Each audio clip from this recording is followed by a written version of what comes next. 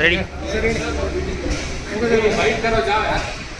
ಭಾರತೀಯ ಭೋವಿ ಸಮಾಜ ಸೇವಾ ಸಂಘದ ರಾಷ್ಟ್ರೀಯ ಅಧ್ಯಕ್ಷ ಡಾಕ್ಟರ್ ವೆಂಕಟೇಶ್ ಮೌರ್ಯ.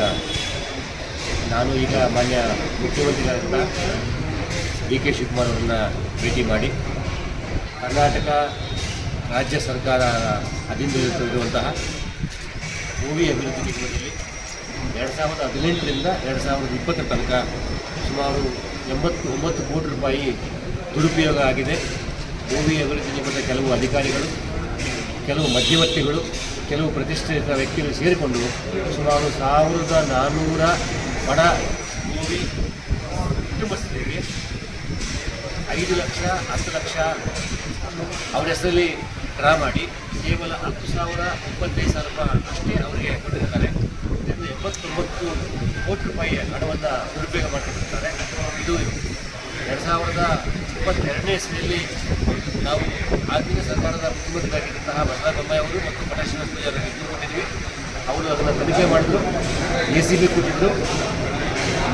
ನಿಗಮದ ಅಂದಿನ MD ಮತ್ತು GMನ ಅರೆಸ್ಟ್ ಮಾಡಿದ್ರು, ತನಿಖೆ ಮಾಡಿದ್ರು, ಜೈಲು ಕಳಿಸಿದ್ರು ಮತ್ತು ACBಗೆ ಕೂಡ ತನಿಖೆ ಕೊಟ್ಟರು, ಲೋಕಾಯುಕ್ತರು ತನಿಖೆ ಕೊಟ್ಟರು. ಆನಂತರ ಸರ್ಕಾರ ಬದಲಾಗಿ ಮಾನ್ಯ ಸಿದ್ದರಾಮಯ್ಯನವರು ಮುಖ್ಯಮಂತ್ರಿ ಆದಾಗ SIT ರಚನೆ ತನಿಖೆ ಮಾಡಲಿಕ್ಕೋಸ್ಕರ ಈಗ 3 ವರ್ಷಗಳಿಂದ SIT ತನಿಖೆ ಮಾಡ್ತಾ ಇದೆ.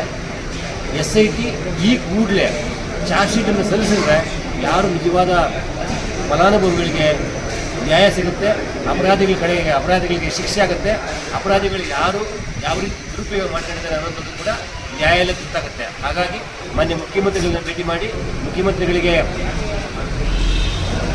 ನಮ್ಮ ಸಂಘಟನೆಯ ರಾಷ್ಟ್ರೀಯ ಕಮಿಟಿ ಕಡೆಯಿಂದ ಈ ಕೂಡಲೇ SIT ಚಾರ್ಜ್ ಶೀಟ್ ಸಲ್ಲಿಸುವಂತೆ ಸಂಬಂಧಪಟ್ಟ ಅಧಿಕಾರಿಗಳಿಗೆ ಸೂಚಿಸುವಂತೆ ಮಾನ್ಯ ಮುಖ್ಯಮಂತ್ರಿಗಳಿಗೆ ನಾವು ಮನವಿ ಮಾಡಿದ್ದೇವೆ. ಮುಖ್ಯಮಂತ್ರಿಗಳು ಕೂಡ ಸಕಾರಾತ್ಮಕವಾಗಿ ಸ್ಪಂದಿಸಿ ಈ ಕೂಡಲೇ ನಾನು ಬೆಂಗಳೂರಿಗೆ ಹೋದ ತಕ್ಷಣ ಸಂಬಂಧಪಟ್ಟ ಅಧಿಕಾರಿಗಳಿಗೆ ಸೂಚನೆ ಕೊಟ್ಟು ಚಾರ್ಜ್ ಶೀಟ್ ನ್ಯಾಯಾಲಯಕ್ಕೆ ಸಲ್ಲಿಸುವಂತೆ ತಿಳಿಸ್ತೀನಿ ಅಂತ ಮಾನ್ಯ ಮುಖ್ಯಮಂತ್ರಿಗಳು ಹೇಳಿದ್ದಾರೆ.